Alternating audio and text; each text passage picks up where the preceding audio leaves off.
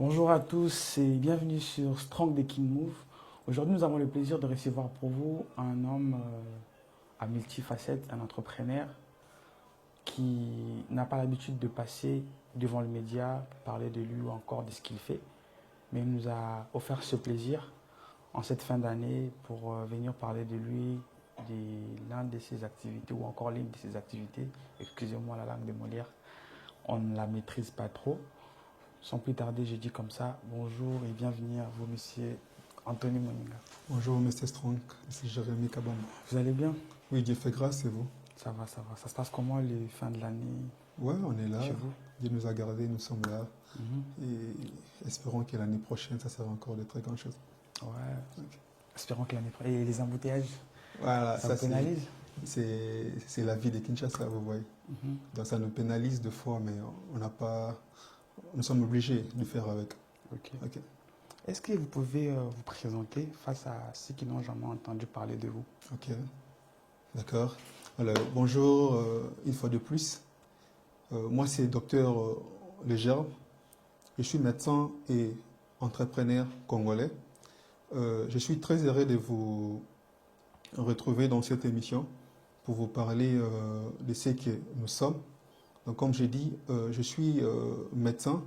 Ça, c'est ma première phase. Et je suis dans l'entrepreneuriat, ça fait maintenant 7 ans. Et dans l'entrepreneuriat, je suis fondateur de Germe Group, qui est une structure qui a plusieurs composantes dans lesquelles j'ai été invité dans cette émission pour vous parler de Legerme Travel, qui est une agence de voyage, qui est une structure qui est parmi les autres qui se trouvent dans le Legerme Group. Et ça fait maintenant 7 ans que nous sommes à ça. Et j'ai été invité, c'est pourquoi est-ce que j'aimerais un peu parler de mon expérience, parler de mon agence, parler de résultats positifs et parler de ce que nous prévoyons pour l'année prochaine. Donc c'est un peu ça en gros. En tout cas, merci beaucoup pour cette belle présentation qui résume tout, Ok. mais en quelques mots. Franchement, j'espère que ceux qui ne vous ont jamais suivi Ok. devant le média vont savoir tout de suite de qui il s'agit, de quoi il s'agit et pourquoi on se rencontre aujourd'hui. Alors, je vais vraiment rentrer dans le vif du sujet. Docteur Legerme, dites-nous, c'est quoi une agence de voyage et concrètement, à quoi sert une agence de voyage? Merci pour la question. Une agence de voyage, c'est un professionnel qui accompagne les gens à réaliser leur projet de voyage. C'est-à-dire, une agence de voyage est là pour conseiller, pour rendre possible le projet de voyage, pour réserver, dans le contexte de Kinshasa, pour assister les gens à faire des démarches, à rendre leur projet de voyage, comme je disais, possible. Donc, une agence de voyage, en résumé, c'est un partenaire. Donc, c'est un partenaire qui est là pour accompagner les gens qui ont des projets de voyage à être réalisés. Donc, en gros, j'aimerais quand même vous répondre de cette manière-là. Ok. Pourquoi faire appel à une agence de voyage plutôt que gérer soi-même ses démarches? Parce que aujourd'hui, il y a tout le monde qui connaît tout, il y a tout le monde qui maîtrise tout, et il y a Ok. aussi ceux-là qui ne maîtrisent rien, Ok. mais qui veulent un peu tripoter. Ok. Et même ceux qui tripotent aussi, par chance, réussissent leur projet. Ok. Alors, pourquoi il faut nécessairement faire appel ou soit se faire accompagner par une agence de voyage? Alors, j'aimerais aussi répondre à cette question plus rapidement. Mhm. J'aimerais commencer par dire ceci. Nous ne sommes pas, soit vous n'êtes pas obligé à être assisté avec une agence de voyage. Ce n'est pas une obligation. Mais la question qui m'a été posée, pourquoi être accompagné par une agence de voyage? D'abord, la première des réponses que j'aimerais vous dire, c'est l'expérience. Déjà, je parlais dans mon introduction que ça fait 7 ans. Donc, dans les 7 ans, on a eu à gérer plusieurs clients.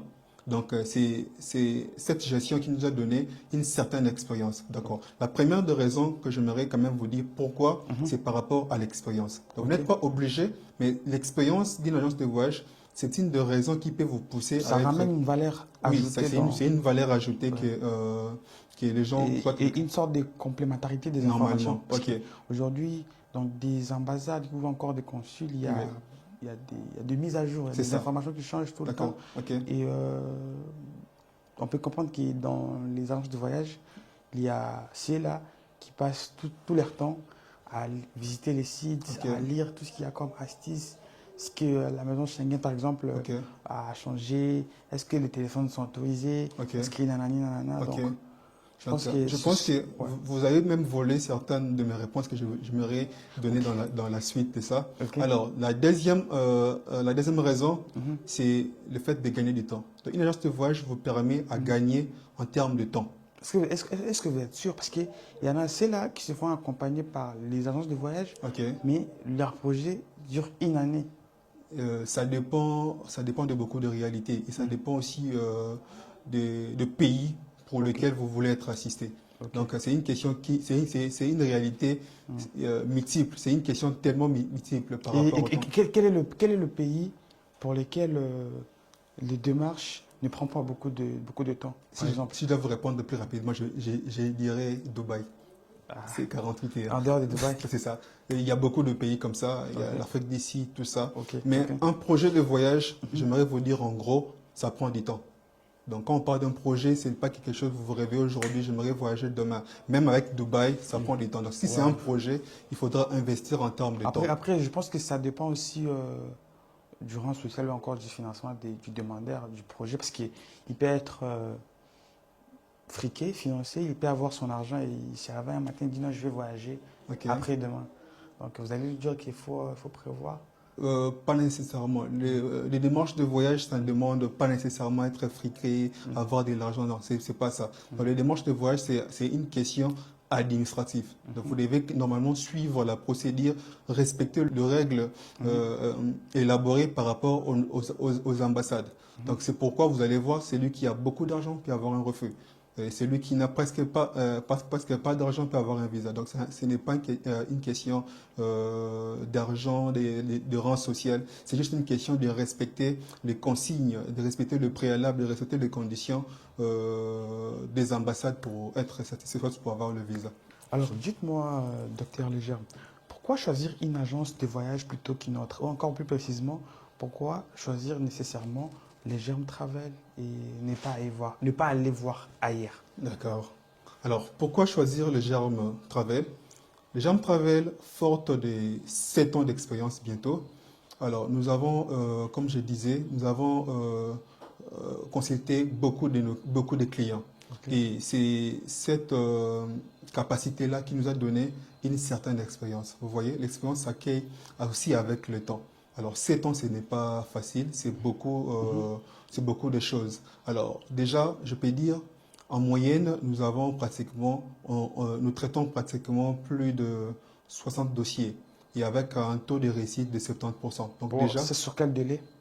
non, ça dépend. Les délais dépendent Non, de... quand vous parlez en moyenne, vous traitez plus ou moins 60 dossiers, c'est par mois, par trimestre, par année? C'est ça, par mois, je parle de Ah, mois. ok, ok. D'accord. Par mois, nous accompagnons ou nous traitons pratiquement 60 dossiers avec 70% de chance. Alors, pourquoi choisir les Germe Travel? C'est par rapport à l'expérience. 2, nous savons comment est-ce que nous pouvons structurer un dossier. Nous savons comment est-ce que nous pouvons coacher, accompagner le client, les préparer pour leur interview. Nous savons comment est-ce que nous pouvons constituer un dossier. Parce que, comme je disais, les visas, soit les ambassades, c'est l'administration. Donc, il faudra connaître le profil des clients. Et Quand vous parlez du profil des clients, bah, certains parlent des photos, soit carte, enfin, comment on appelle, biographie, ok, ou encore CV. ok. Mais que voulez-vous dire par profil? Quand je parle de profil des clients, je vois qui est cette personne qui veut demander Ok. le visa. Par tranche d'âge ou bien Oui, par... il y a la tranche d'âge, c'est pourquoi il y a même plusieurs types de visas. Il y a les visas étudiants, le visa visiteur, le visa travailleur et ainsi de suite. Donc quand on voit le profil, on sait que non, tel client, ça sera tel type de visa et quel profil faudra soit accompagner. Est-ce un commerçant, est-ce un travailleur, est-ce un étudiant, est-ce un sportif? Vous voyez, tous ces éléments-là nous permettent quand même de savoir comment est-ce qu'on pourra très bien élaborer les dossiers. Ok. Et j'aimerais aussi être sincère, nulle part et aucun jour, au grand jamais, nous garantissons l'obtention du visa. Déjà, l'obtention du visa, soit pour trouver un visa, ça dépend totalement de l'ambassade. Nous, nous sommes juste un partenaire, nous sommes juste un accompagnateur, nous sommes un partenaire, vous voyez. Donc, il y a une relation. Sorte d'assistance, C'est comme ça, vous dites. l'assistance. Il y a une relation partenariat entre client et agence de voyage. Ok. Donc, nous les Est-ce qu'il y accompagnons. est-ce qu'il y a aussi une relation entre ambassade et agence de voyage? Non, il n'y a aucune relation entre agence de voyage. Déjà, si quelqu'un vous dit ça, il faudra vraiment avoir beaucoup plus de doutes. Il n'y a aucune relation Ok. entre agence de voyage et ambassade. Donc, il y a une relation entre client et agence de voyage. C'est pourquoi je parlais de partenariat. Ok. Donc, c'est un peu ça. Je ne sais pas si je vous ai répondu. Oui, non, en tout cas, d'accord. jusque-là, ça va. Et pourquoi certaines agences demandent-elles de montants élevés, tandis que d'autres proposent des tarifs beaucoup plus bas? Et j'aimerais bien savoir, est-ce que payer une grande somme auprès d'une agence de voyage garantit l'obtention du visa Ok. ou bien c'est autre chose? Et surtout, pourquoi il y a cette inégalité de prix? Ok. Vous allez voir, tous les dés sont agences de voyage, mais Ok. chacun a son prix. Ici, on demande, Mhm. par exemple, 2000. Ok. Là-bas, on demande 3500. Ok. C'est sur base de quoi? C'est sur base de l'expérience ou bien le prix se fixe par choix Ok. ou bien de manière aléatoire? Alors, j'aimerais quand même essayer de vous répondre aussi avec des anecdotes. Mhm. Je disais au départ, les clients ne sont pas obligés de faire des démarches dans une agence de voyage. Même celui qui fait des démarches seul, il va toujours finir par dépenser de l'argent. Donc, il n'y a aucune démarche, même seul, même si vous avez tout ce que vous pouvez avoir pour faire une demande de visa, vous finirez toujours par dépenser. Le prix, c'est la valeur. C'est la valeur que vous donnez à ce que vous faites. Vous voyez, déjà, par exemple, nous sommes à Kinshasa, dans le contexte congolais. Il y a des écoles qui sont à Gombe, vous voyez. Oui, oui.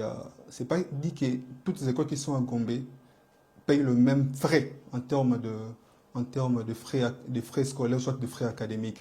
Alors, c'est pourquoi est-ce que ces écoles ont voulu fixer ces prix-là. Alors, c'est Sur base d'un prestige. c'est ça, qu'on oui, se c'est ça. Donc, donne. c'est vraiment c'est quoi le contenu? Qu'est-ce qui justifie que vous puissiez donner, choisir un montant X dans une agence X et un montant Y dans une agence Y. Donc, c'est vraiment le contenu. Alors, il faudra aussi savoir, nous sommes à Kinshasa, une ville qui a aussi beaucoup d'agences de voyage qui font bien leur travail. Il y a aussi beaucoup qui sont dans l'arnaque, vous voyez. Dans le magouille. Dans les magouilles, il faudra comprendre. Il y a aussi des agences de voyage qui font le service minimum. Donc, ils sont là juste pour remplir le formulaire et tout le reste. Mais il y a des agences de voyage qui sont là pour accompagner sérieusement, vous voyez. Donc, du début à la fin. Ils savent pourquoi justifier le montant qu'ils sont fixés. Donc, je ne suis pas en train de condamner le montant. C'est vrai, nous sommes au Congo, il faudra aussi voir. Oui, mais Ouais. il y a des là qui font les démarches. Ouais. Ils payent par exemple 5000 $ Ok, juste pour obtenir un visa. Ok. Et ailleurs, tu vas voir quelqu'un qui met 800 $. ok, Mais après, bon, il y a une nuance ok. entre 5000 et. Il y a une grande ouais. différence. Vous voyez, déjà, le visa n'a pas. Le frais de visa. Les visas ne se vendent pas. Vous voyez, j'aimerais quand même aussi le répondre. Le visa ne se vend pas ni à l'ambassade, ni aux agences de voyage. Comme j'avais dit, il n'y a aucune relation entre agence de voyage et ambassade. Donc, le visa n'est pas commercialisé. Donc, je vais acheter un visa. Non, le visa, c'est une procédure, c'est de l'administration. Déjà, dans les ambassades, Mais à l'ambassade, on paye quand même ce qu'on il y a appelle le les frais de le visa. frais de visa, c'est le frais de service. Ce Ok. n'est pas. Ok. On paye pour le service et non pour le visa. Le service de la Ok, personne qui ok. vous reçoit. Ok, maintenant, les agences de voyage, je me faire une nuance. Les agences de voyage sont des prestataires de services. Vous voyez, il y a beaucoup de choses que les agences de voyage font. Il y a l'assistance, il y a la prise en charge, il y a beaucoup de choses. Alors, j'aimerais quand même donner une nuance aussi en termes de prix. Vous voyez, il y a des ceux-là qui font le service minimum. Ils sont là juste pour prendre des rendez-vous, faire des réservations, mais ils ne vont pas dans le fond du problème pour comprendre réellement les problèmes des clients. Vous voyez, c'est pourquoi il y a des ceux-là qui demandent le paiement avant l'obtention du visa, le paiement après l'obtention du visa. Donc, c'est un peu ça. Donc, j'aimerais quand même donner une nuance. Quand quand vous vous présentez dans une agence de voyage, le prix, ce n'est pas vraiment un problème, mais demandez beaucoup plus. C'est quoi les contenus de ces prix-là? Donc, il vous justifie pourquoi les $100, pourquoi les 200, pourquoi les 500, pourquoi les 800. C'est sur base de ça, si aussi avec... Mais est-ce que, dites-moi, Ok. est-ce que si un client vient et se renseigne et demande Ok. les contenus n'est pas considéré comme un petit secret? Non, il y a des secrets, il y a des contenus. Par exemple, je peux dire, nous sommes à Kin, hein, je ne dois pas me voiler la face. Il y a des gens qui se disent, par exemple, je vais quand même t'aider à faire une réservation d'hôtel. C'est à $1, vous voyez? Donc, ce n'est pas un secret. Ça fait partie de... il va juste justifier le montant qu'il a fixé pour vous faire payer. Donc, ce n'est pas ça les secrets. C'est vrai qu'il y a des secrets, des fois qu'on ne divulgue pas tout ici sur Internet. C'est ça aussi qui fait la force de notre voyage. Mais le contenu, on doit comprendre pourquoi est-ce qu'on paye $100, on paye 1000, on paye 500 et ainsi de suite. Mais il faudra aussi savoir dépenser beaucoup d'argent pour des démarches de visa. Moi, je trouve que c'est un pays abusif. Vous voyez, c'est pourquoi nous... Parce que ça ne garantit pas non plus ça ne garantit pas. l'obtention du visa. Ça ne garantit pas. Donc, même un très bon dossier ne garantit pas l'obtention du visa. Qu'est-ce qui garantit l'obtention du visa? C'est un secret de l'ambassade. Alors déjà, d'une manière formelle, un très bon dossier, un dossier qui est bien structuré, une histoire de voyage qui est claire, ça peut quand même te donner la chance d'avoir le visa. Alors nous, qu'est-ce que nous faisons? Nous, on maximise les chances d'avoir le visa. Alors il y a des clients que nous avons assistés qui ont de très bons dossiers, qui ont eu de refus. Il y a d'autres qui n'ont pas vraiment de très bons dossiers, qui ont eu de visa, qu'on ne peut pas. C'est un paradoxe. Il y a des clients qui ont eu le même dossier, le même profil, même de frères et sœurs, de la même famille. On a déposé le même dossier le même jour. Il y a un qui a reçu un refus et l'autre qui a reçu le visa. C'est un peu un système aléatoire. Pourquoi l'assistance visa est-elle payante et qui comprend réellement cette assistance? Ok. Alors pourquoi, si je comprends votre question, pourquoi on doit payer pour l'assistance visa? Alors, je disais au départ, une agence de voyage, c'est un professionnel qui aide, vous voyez. Donc déjà, c'est un service. Donc si les agences de voyage font payer les clients, c'est parce que c'est un service. C'est des temps, c'est les énergies concentrées, c'est des pressions à gérer, c'est des documents à légaliser, c'est beaucoup de choses, vous voyez. C'est la gestion des clients.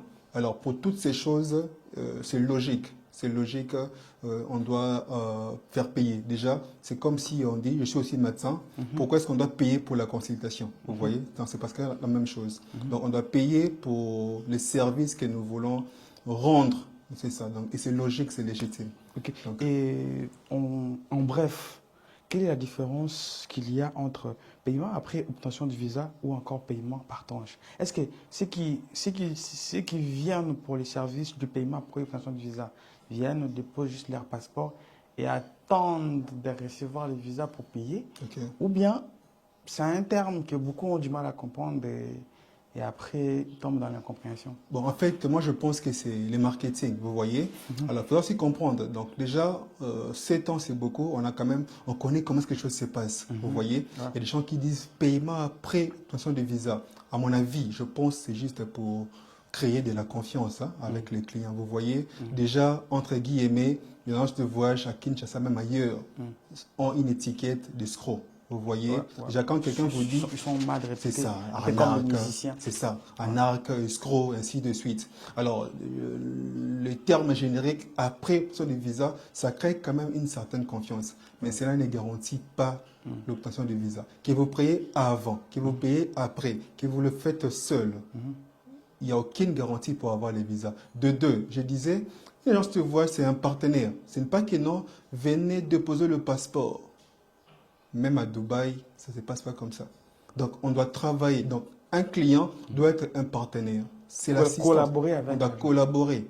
On doit collaborer parce qu'il y a beaucoup de choses, par exemple, il y a des relevés de banques à déposer, il y a des dossiers à faire, il y a des lettres, il y a des formulaires à remplir, il y a beaucoup de choses. Ce n'est pas seulement ce que les gens disent.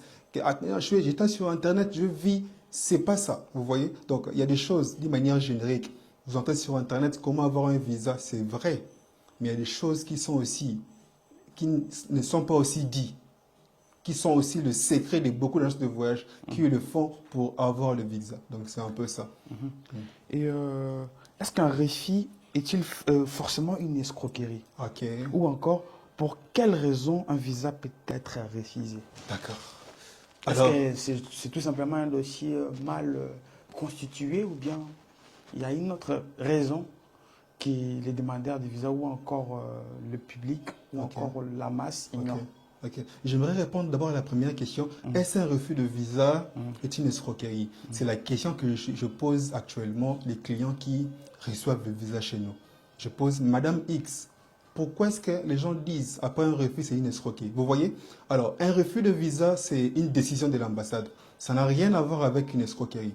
Dans notre monde de Kinshasa, quand un client est satisfait, c'est la meilleure agence de voyage, vous voyez. Mais quand il y a un refus, directement on taxe le mot escroquerie en axe. Bon, des fois on comprend, vous voyez. Ce sont des efforts, des attentes. On comprend la désolation et la frustration des clients. Et normalement, quand il y a un refus, les clients cherchent un responsable.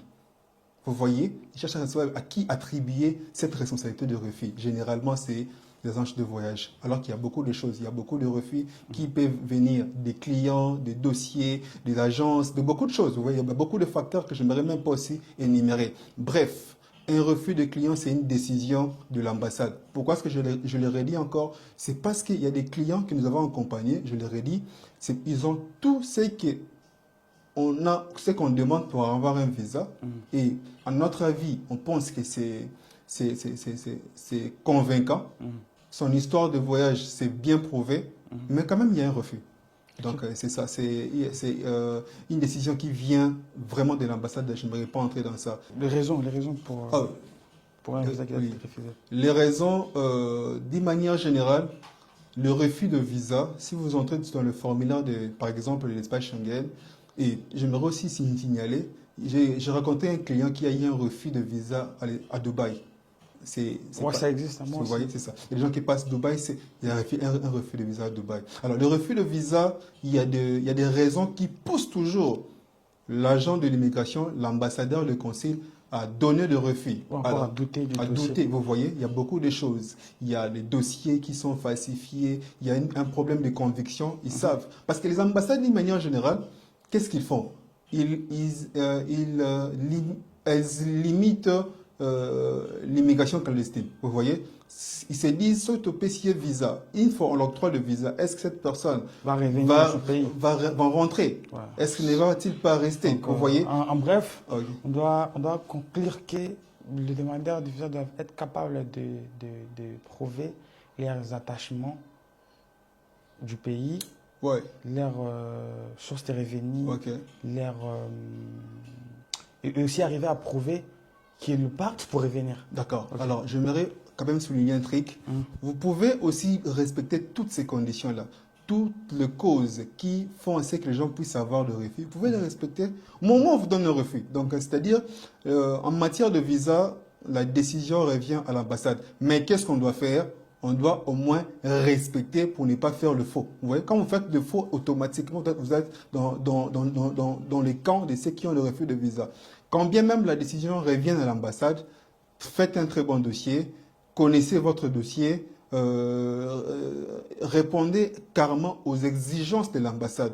Même s'il y a des gens qui, malgré tout, est correct, reçoivent le refus, mais au moins respecter ce qui permettra à la deuxième demande, parce que déjà, je voudrais encore souligner, un refus de visa n'est pas une fatalité. On a cité des clients en 2025 qui ont eu un refus, deux refus, et après analyse des dossiers, on a essayé d'ajouter des éléments qui pourront convaincre l'agent consulaire, on a octroyé des refus. Alors beaucoup de gens pensent que s'il a eu un refus, c'est une fatalité, il ne peut plus voyager. Ça n'a rien à voir. Donc c'est un peu ça. Alors, docteur, avant de conclure cet entretien, j'avais quelques questions que je dois vraiment poser Ok. pour me sentir vraiment rassasié, quoi. Ok. Dites-moi, quelles sont les principales difficultés que vous rencontrez dans votre agence aujourd'hui et quelles sont ces difficultés que vous avez principalement rencontrées en 2025? Ok. Alors, j'aimerais quand même... c'est une question très importante. Les difficultés, ça ne manque jamais. Et en 2025, par exemple, nous avons rencontré beaucoup de difficultés. Je parle non seulement de nous, et je parle aussi au nom d'autres agences de voyage. Je pense que ce sont les mêmes problèmes que nous rencontrons. Déjà, si on doit parler pour les comptes de l'espace Schengen, on a de grands problèmes, de difficultés pour avoir un rendez-vous. Alors nous avons des clients que nous accompagnons qui ont fait plus de 6 mois, 8 mois juste pour trouver le rendez-vous. C'est un problème général. C'est parmi la grande difficulté qu'on a rencontrée en 2025. Okay. Donc, la deuxième difficulté, c'est par rapport au temps de traitement. Là, j'aimerais parler pour, par exemple, le pays comme le Canada. Déjà, le temps de traitement est varié et ça va à plus d'une année, à 2 ans. Et on a des clients qu'on a assistés, ça tend même vers 3 ans, vous voyez. Toujours en attente. Alors déjà, ces genres de situations, ça fragilise l'agence et aussi ça rend le client dans un état d'impatience, beaucoup de choses. Donc ce client va à son tour ternir. C'est ça. La troisième difficulté, c'est le comportement de certains clients. Vous voyez, on reçoit tout le monde. Il y a des gens compréhensifs. Généralement déjà, les gens qui arrivent à avoir des visas de l'agence de voyage, de manière générale, sont des gens qui ont confiance à l'agence, qui écoutent le conseil. Nous sommes là aussi pour conseiller. Il y a aussi des gens de voyage qui sont là pour refuser les dossiers, vous voyez. Parce qu'on ne prend pas tout le dossier, vous voyez. Mais il y a des clients, des fois, qui font... Je parle de clients comme difficulté, vous voyez. Il y a la pression, des fois, les problèmes de compréhension, des fois, les problèmes de la mauvaise compréhension du contrat, vous voyez, toutes ces choses-là. Ce sont des difficultés que nous avons rencontrées. Les tempéraments des clients, ça fait partie des difficultés que nous avons rencontrées en 2025. Donc, il y en a plusieurs. J'aimerais quand même citer ça. Donc, le temps de traitement, les problèmes de rendez-vous et les tempéraments des clients. Okay. Donc, en tout cas, merci beaucoup pour votre temps. Merci d'être disponible pour nous à ce jour. Et qu'est-ce que les abonnés ou encore les clients de Legem Travel doivent attendre pour l'année 2026? Alors, je pense que quelques mots. Nous sommes à 2 jours de l'année 2026 déjà. Alors, je disais au départ, nous sommes Legem Travel. Nous sommes situés dans l'immeuble Interfina, au 2e niveau, sur le boulevard des 30 juin à Gombe. Alors, forte de notre temps, donc de nos 7 ans d'expérience, nous avons une centaine. Donc, si je dois vraiment compter, nous sommes en 7 ans, nous avons plus de 300 visas, vous voyez. Et c'est ça aussi qui fait notre force. Donc, ce sont des choses que nous disons non seulement pour dire, parce que les gens qui pensent que nous publions seulement, ce sont des choses que nous publions et qui sont prouvées, vérifiées, vous voyez. Alors, je pense même en 2026, j'aimerais quand même tabler sur les témoignages, soit le parcours d'un client pour en faire une étude pour le prochain client, même pour les abonnés qui ne sont pas seulement obligés de venir chez nous. Ils peuvent suivre la procédure, les conseils de chaque cas qu'on a réussi pour avoir des résultats positifs en ligne pour s'en servir et pour trouver leur visa. Donc, c'est un peu ça. Alors, nous, comme je disais, 300 clients, plus de 300 visas octroyés au cours des 7 ans. 2025 Non, je parle de 7 ans. En 2025, on a eu, je peux dire, une centaine de visas. Vous voyez, c'est fort ça. Schengen, Canada et tout le reste. Alors, j'aimerais quand même, ça c'est une vision pour 2026. Non seulement aider nos clients, mais aider aussi ceux-là qui sont en dehors de nos frontières, qui n'ont pas aussi de moyens pour payer une assistance, de se servir. Parce qu'il y a des gens, des fois, qui commentent. C'est gratuit, d'accord? On va leur aider aussi gratuitement avec le conseil et tout le reste. Mais pour ceux qui voudront être assistés pour payer, là, ils doivent passer dans nos bureaux. Donc, c'est un peu ça. Dieu aidant, l'année 2026, c'est une année de beaucoup d'opportunités. C'est une année de beaucoup de visions, beaucoup de stratégies. Donc, c'est un peu ça. Donc, ok, franchement, merci à vous. Alors, merci à vous d'avoir suivi cet entretien, certainement la dernière de l'année 2025. On vous souhaite nos vœux et meilleurs et surtout bonne année 2026. Santé et succès. Protégez-vous, prenez soin de vous. Quant à moi, je vous dis à très bientôt pour plus de numéros à retrouver exclusivement sur Strong Making Move. Ciao, ciao.